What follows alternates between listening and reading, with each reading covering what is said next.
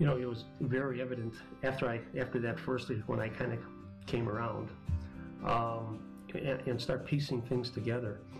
And one of the things that we determined is that God just put us in the right place at the right time with the right people.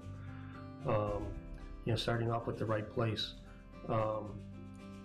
Talking to our family physician back in Big Rapids, you know, we found out afterwards that there are no infectious disease doctors in Big Rapids. And as we found out that with this particular form of meningitis, you have once the bacteria gets into your spinal fluid and the brain starts swelling, that you have about 48 hours to start counteracting it, or it's going to be too late. And frankly, I waited way too long to begin with.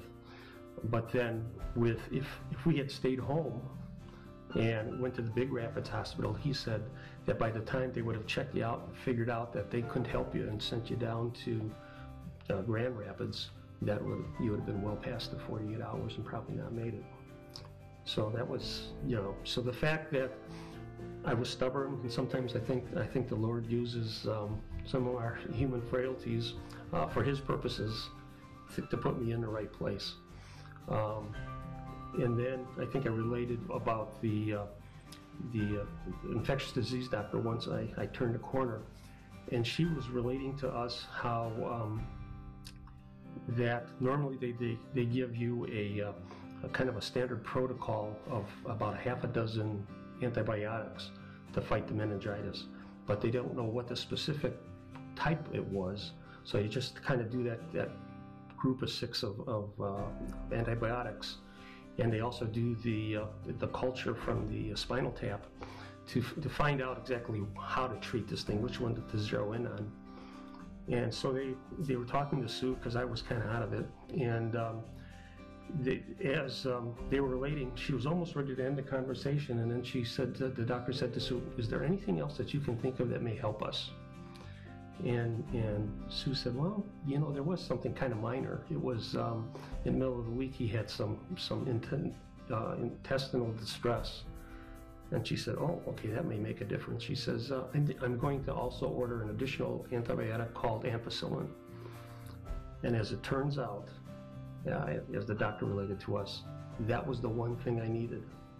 And if that isn't God working, that if she hadn't gotten sick, she wouldn't have asked me, because I would have never told her. And that put her in a position for her to relate to the doctor to take that one antibiotic that actually saved my life. It was compounded by the fact that because of the 48 hours, the doctor stressed that you know, I was probably on hour 40 by the time I even got to the hospital, so that was kind of my mistake.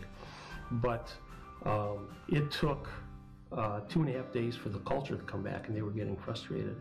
And she said that if Sue hadn't made that statement, that they wouldn't have started the ampicillin until after the culture. Well, that would have been way over the time limit, and she said there was no chance that you would have survived.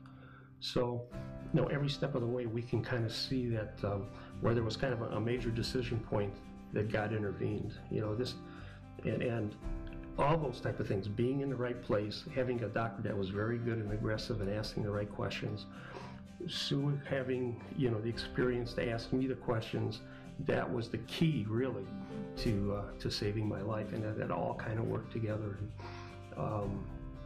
yeah, it was just truly amazing. And I even had a neurologist that came in because of the brain swelling, and walked in and introduced himself and said, "So you're the miracle patient that I've heard about." And I've had doctors and nurses telling me that, you know, how lucky I was to survive, and I kept saying, I wasn't lucky. I said, I just laid in the bed. God is in control, and He saw fit to save my life.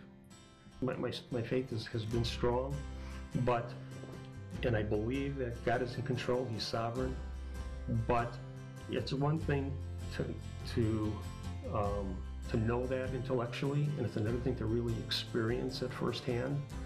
And, you know, I believe that God intervenes in our days every day, in our lives every day.